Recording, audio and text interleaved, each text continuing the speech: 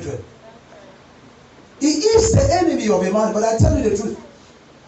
Satan can never act on a man unless he possesses a man to become the enemy of another man. And God is the helper of a man, and he will never act until he possesses a man to help another man. Life is filled of enemies. When the enemy wants your head on the spot, he is ready to give up everything to get what he's looking for. Men sometimes don't give up all it takes to bless a man, but they can give up all it takes to curse a man. They apply much energy in afflicting than much energy in helping. No man can dwell on the surface of the earth without an enemy. Some enemies are the enemies of your father, and they also said the sins of the father shall be vested upon the children. Nobody will lay a curse on a fellow man today and tell you, God will punish you. What you've done to me, heaven will repay you and go. No, he will not stop there. He will tell you, God will punish you. What you've done to me, heaven will repay you. Your children will suffer what you've done to me. It will never be well with your lineage. It will not be well with your children. It can never stop on the father. It must cross to the child. Am I talking to somebody? So some enemies are raised by the activities, the things your father did. And some enemies are raised by the things you did. But no enemy is raised for nothing. There must be a reason why anything is happening in life. Hallelujah. Even the devil coming after your life is not coming for not just reason. It's coming because you've done something. It may be something good, it may be something wrong. It may be you've come with God and fight against the kingdom of darkness, so you become the devil's enemy. But I let you understand, you will never exist on the planet Earth without an enemy. When you become the enemy of Lucifer, of Satan, he is ready to raise men and give them platform to fight. So therefore, when the enemy of a man rises to fight, when it's looking for your head, it does anything. They have instruments on how they move. Be very careful on anyone that is your friend today. Sir, I am telling you the truth. When you are a friend to somebody today, mind every word that comes out of your mouth. Mind the level of discussion you discuss with the person. Mind the level of relationship you have. Because your friend today may turn to become your highest enemy tomorrow. Am I talking to somebody? Yes. And your highest enemy today may turn to become your helper tomorrow. I don't know who the devil has raised to become your enemy.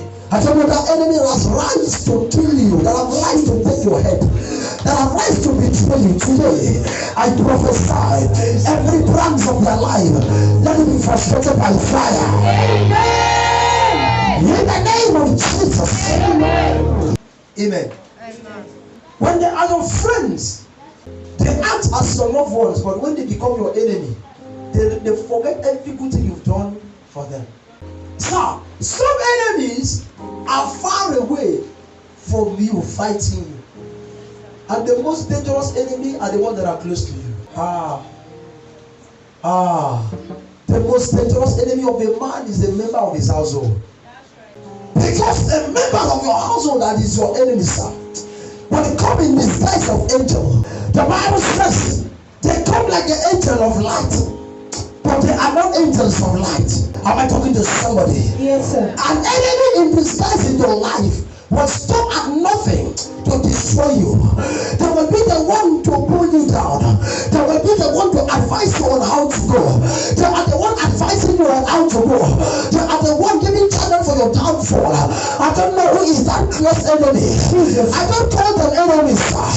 I call them frenemy, because they are friend and enemy at the same time. I don't know that hidden frenemy in your life that you did not discover, but they want to downfall. I command the word of your hands to be fulfilled in your life. Amen. In the name of Jesus. Amen.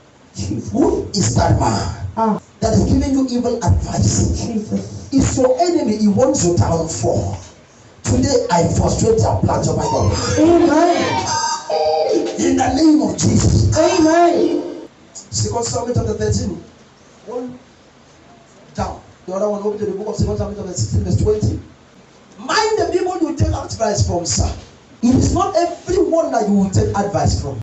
In every problem that is facing your life, the devil has kept advisors that will lead you out of the way.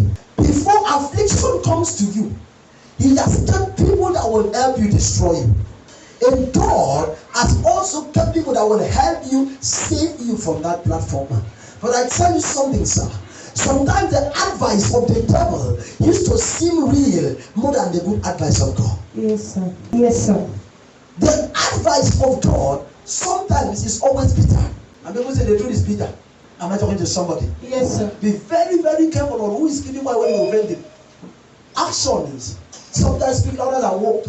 Am I talking to somebody? Yes, sir. And when your enemy is out to kill you, sir, it doesn't matter what you do to him, and it doesn't matter how long it takes. On the journey of life, he has been planning your downfall. Am I talking to somebody? Yes, sir. Any enemy that makes noise cannot do anything. Sure. Noise maker enemy sometimes can do very little. Am I talking to somebody? Yes, but sir. silence enemy can do and undo. Bible says, Absalom hated Amnon to the last breath. And Absalom became great, a great man. Have so many cattle in the field. And the time came after 2 years. Absalom mounted a feast, a big party, a mighty feast, and called all the princes and princesses of other kingdoms. And they came in attendance. He went to the father, David, and begged the father to attend the function. The father said he cannot come, but blessed him and gave him his blessing and said, go and celebrate. The Lord is with you. And he said, okay, now since you cannot come, can you give us the head of our family to represent your office? And the father said, no. Why Abner? He said, no, because Abner is the head of the family. He's our head. We take him as a father. In your absence, he's the one to take over you. So whatever he says is just like him. Unknown to David. Even if David had that feeling, but the persuading was too much. David released Abner. Then Abner and other brothers moved to the house of Absalom. And Absalom called his warriors and his men. And he told him, listen to me, you're going to give Abner drink to drink. Whatever he looks for, put drink, give him drink, drug him. And when Abner is drunk, kill him. There's no two ways about it. I said you should kill him. So don't be afraid. It's my brother, kill him. I don't know when you wrong somebody and when he's planning to repay you. There are people that can repay your wickedness after 20 years. Sure. There are people that can fix your wickedness in your children after 15 years they've grown. There are people that have planned, you are on their line, their master list to afflict. I don't know the mistake you did or how you wronged them. Jesus. It may not be your wrong to it, it may be the wrong of your father. Jesus. I don't know who you have wronged that has prepared to destroy you. But today I stand up on this altar. Jesus. In this year of 2021, I cancel their plans over your life. In the name of Jesus. Amen. And when Amnon finished drinking, the men of Absalom killed Amnon. The same enemy of Amnon that was his cousin, his friend, Jonathan, was the one that flee first and went back to David and said, kill your son Abner. Now them kill you, now then they carry your information. Now them give you the advice, now then they go back. I don't know if someone is getting something this morning. Sure. Be mindful of the advice they give you. Any man that sin with you will one day sin against you. You're talking, sir. I came to tell you the reality of life. When you have a problem with somebody, sir, check the level of the problem you have with that person and be very careful on your level of settlement. Yes, sir. Yes, sir. You're talking. No matter how you settle that problem, don't you ever leave yourself loose. Yes. Because the Bible says, the heart of your man is desperately wicked, above all who can know it. The settlement that he has come to settle may not be from all his mind. And you may release it and let it go as a child of God. In the game of life, when you die, you have died. Are you hearing me? Yes, sir. Whether it's in your mistake you die, you have died. So in the game of life, survival belongs to you. Live your life careless, you die like a chicken. Live your life wise and you will spend much time on that. Yes, sir. Because no matter how God is protecting you, if you are a careless man, you will still die. Am I talking to somebody? Yes, sir. Be careful. When your enemy is bent on taking your head, when they want your head, they will do anything to get it. You're talking, sir. Herodias needed the head of John the Baptist, and she went as far ascending the daughter to dance before the king, King Herod, and went as far of spoiling the child, the mind of a little child, a little baby. And said, tell your father to give you the head of John the Baptist. And they brought the head of John the Baptist on the tray and give to a little child. What can a little child do with the head of a man of cold blood? That is the level of how far your enemy can go. I talked about the enemy of a father. Some enemies that come to you are not your enemy, that they are the enemy of your father. So, David was one of the man, the king, that had the highest enemy in his reign as a king. Mention a king. David had enemy left, right, center, front, back, even in his empire. But all of the enemies could not afflict David. A particular enemy almost ended the life of David. David's life began to shake when he allowed his body and desire to wrestle against himself. And after Amnon died, sir, the next person that was to take the seat of David was Absalom. Am I talking to somebody? Yes, sir. The Bible says Amnon was handsome, but Absalom was more handsome than Amnon. That is the same beauty that entered the sister Tamar. And that particular mother gave birth to beautiful children. So, Absalom was the next person qualified for the throne of Israel. He had problems because of the sin of the father. The Bible said there was a man that dedicated his life to David. He served David in every dimension, sir. At that point, the Bible voice is like God talking. He became assistant God to David, sir. When he talks to David, David can never argue. David and his kinsmen carried him as a god. And the Bible said, we call that man Ahithophel. And Ahithophel was the father to Eliam. And Eliam was one of the mighty men of David, serving in the army of David. Who was Eliam, sir? Eliam is the father of Bathsheba. And who is Bathsheba? Bathsheba is the wife to Uriah. Who was Uriah? Uriah was one of the generals of the army of David. So therefore, the granddaughter of Ahithophel, Bathsheba, got married to the general of David. The anger of Ahithophel against David came up when David committed sin against Ahithophel. The Bible says he stood in the upstairs and saw Bathsheba, the granddaughter of Ahithophel, betting and fell in love and was infatuated and undertaken in and slept with a young woman and got her pregnant. After getting her pregnant, he sent Uriah out to the war to kill Uriah.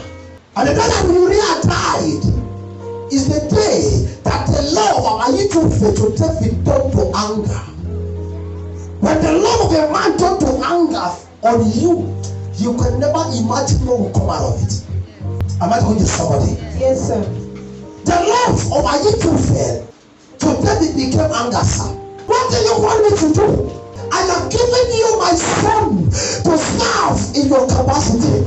I have served you all the days of my life with loyalty. I have never betrayed you. My son is serving in your army. He did not just stop this, sir. And my son-in-law is a general. Why have you killed that beloved son-in-law to take his wife? Every man in the city was angry about it. Even the mighty men of David were angry, but no one would talk to the king. So the day that Uriah died was the day that Ahithophel left the palace. And Ahithophel became the enemy of David. In every dimension, Ahithophel hated David and wanted the downfall of David. Ahithophel began to plot the downfall of David. But at this point, he had it in mind and was looking for a platform to exercise whatever he has in his mind. The Bible says a time came that the platform showcased itself. When Absalom stood up and said, I want the kingship now, it's time to get the kingship. Don't forget, Absalom already has glosses concerning the father. That it was the father that sent the sister Tamar to the house of Amnon for Amnon to rape the sister. children is left in the house for too long, he grows like vibrant. The anger does not have shape, but it grows bigger and bigger by the day. It does not have hand, it does not have leg, but it grows as it stays there. It will go to a point where the anger will consume you. It will consume your spiritual life. It will consume whatever thing that you also did. Because if you follow that anger, sir, it will destroy your life. So I tell you the truth. Ahithophel made himself available. So when Absalom stood up and said, now I am my father's enemy, I want to destroy David. Who in this community, who in this empire is the enemy of David? Come and start with me and kill him. And he said, I remember what happened 10 years ago, and sent for Ahithophel. Then Ahithophel coming. At this point, Ahithophel did not have anything against Absalom, but Ahithophel need to frustrate Absalom for the sake of the father David. So when Ahithophel came in, Absalom asked questions. How will I do with my father? How will I destroy my father? And because of the love that David had for Absalom, David had already packed his army and flee out of the city. Having known what Absalom is planning to do, David never feared to fight with Absalom, but David was afraid of killing Absalom. And David avoids spilling the blood of his own son. Am I talking to somebody? Yes. So he fled the city and left the city with the soldiers. And when Ahithophel appeared, he said, yes. Do you really want to kill David and destroy him and his reign? He said, yes. Now you need to make the whole of Israel to know that you are a great man. You're strong enough. Hallelujah. Amen. That's 2 Samuel chapter 20. On verse 23. Now I want you to understand that there were 3 persons qualified for the throne of Israel. 1, David. 2, Absalom. 3, Ahithophel. Ahithophel have served in the capacity of knowing that if there is any descendant of the equal that is existing, Onowu automatically becomes the king. I'm talking to somebody. So, for the anger of what David has done to Ahithophel began to desire, from that onset that they call upon him, he began to desire the throne of Israel. And here the advice he gave to Absalom. He told Absalom, your father has fled and have left his concubine. And in those days of the Jews, sir, when the son lay his hand and touch what belongs to the father, without the father's consent is cursed already. So, for Ahithophel to be able to succeed what he's looking for, already Absalom has been cursed by looking for the throne of the father and wanting to kill the father. He has been cursed already. Now, Ahithophel wanted Absalom to disgrace himself publicly. So he gave him that advice of sleeping with the father's concubine. Therefore, if Absalom sleeps with the father's concubine, all and finish. And eventually, they succeed to kill David. I'm not talking to somebody. Absalom will be placed to be a king. But in the adventure of trying to place Absalom a king, he will disqualify Absalom. For Absalom not to be qualified, that is a cursed king, is a cursed child. He slept with the father's concubine. When your enemy is at work, you don't see them coming. When they become your close friend, they destroy you unknown to you. Gradually they are pulling you down. You think they are helping you. They are not helping you, they are pulling you down. I'm not talking to somebody in the house. And when Absalom did that, he went and built a tent for Absalom. Absalom slept with the whole father's concubine. I don't know how they prepare to destroy you. Heaven will raise an insider that will open up the door for you. In the name of Jesus, I prophesy upon this altar. I prophesy upon this altar. I don't care what I'm prepared. I don't care how many are spying. I don't care what I'm prepared to shoot against you. But I raise a helper among them to set your life by fire. In the name of Jesus. And when David asked, who is with Absalom? They told him, Ahithophel. David carried his hand on his head. He said, oh, my own has finished. God of advice is with Absalom. Oh, Absalom has finished me. Ahithophel has finished me. Ahithophel has finished me. And he raised up his voice and cried out, Father, forgive me. I know I have sinned, I have the cause of all this problem. But do this one thing for me. Turn the counsel of Ahithophel to foolishness. And the Bible says, and the Lord heard him. And then the mistake that you did, and you think that God is not only hearing you, sir. He's still hearing you. Because the Bible says, many are dead in Christ that is purpose me. Many are dead that rise up against me. Many are the which say of my soul. There is no hope for him in God. But the good news is at the end. He said, but thou, O Lord, are the shield for me. The glory of the lifter of my head. Under that enemy. I commanded of disgrace my father. Amen. Are you so fair? Masterminding the next plan. After the day, Absalom had done that. He told Absalom, please send me to go to the field and carry 10,000 men. Let me kill your father and bring the head to you. In Absalom town, he looked at Ahithophel, and the Lord answered the prayer of David. And Absalom did not take the advice. He became confused and told Ahusha, what did you say? And Ahusha looked at him and said, sir, everyone in this city knows that your father is a mighty man of war. That you cannot stand your father in war. Neither can your men stand your father. He may be of old age, but have you ever fight with him in the battlefield? He fights like a lion. He will devour them. They cannot stand him. So sending these men there, you're sending them to go and be slaughtered. David is an experienced man, because Ahithophel told him that this night David will be resting with his camp, enjoying, thinking that they are free. But no, David is an experienced warrior. He has fought war before you were even born. David can never sleep with his warrior. His warrior may sleep somewhere, but I tell you, David has divided warriors to stay awake. And even David himself is not even in the territory. That is your father I have worked with for all these years. So you send him after your father, you want to go and kill him. Your father cannot be killed like that. Rather, my advice to you is that let us send message to the whole of Israel, from the city of Judah to the last city of Israel. Let us prepare them and take them out for war. Every man carry what you can carry. Only the women left in the house carry what you can carry. Then we will descend upon him like the dews of heaven. When we come in multitude and crowd, we will overpower them in the sense that they will fight to a point they are tired of killing. Then we will devour them. And that's what I'm saying. Yes, it's a wise advice. And everybody accepted the advice and said it's true. David is an experienced man. He needs more thousands of numbers to be able to defeat him.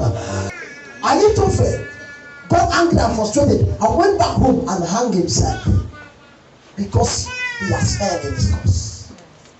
So will your enemy fail. When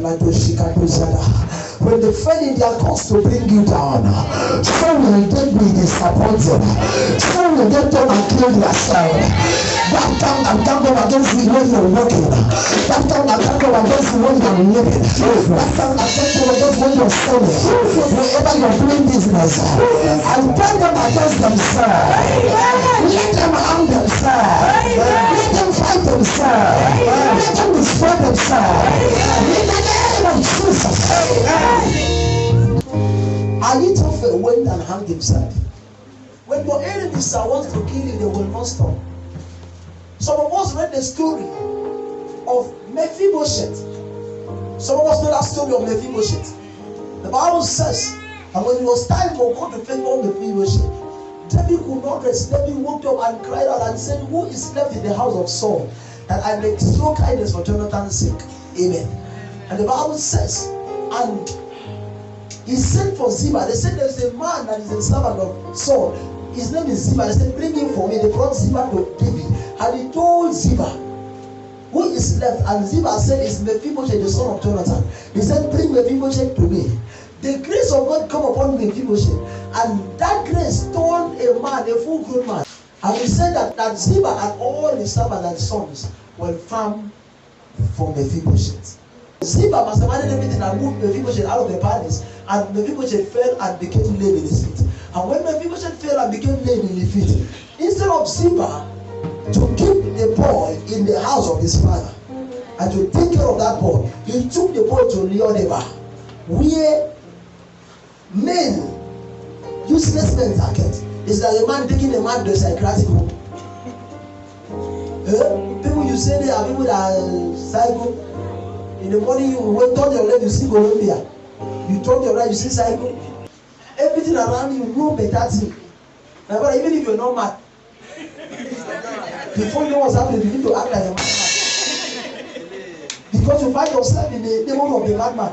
So imagine a boy that grew up as a small child. He felt at about 7 to 8 months and broke leg. Growing up in the psychiatric home. And even if that boy is correct, he's growing up as a madman. He took Mephibosheth to Lo-debar. And after he has masterminded and took Mephibosheth to Lo-debar, he came and possessed all the property of Saul. And was now having servants and sons, raising them.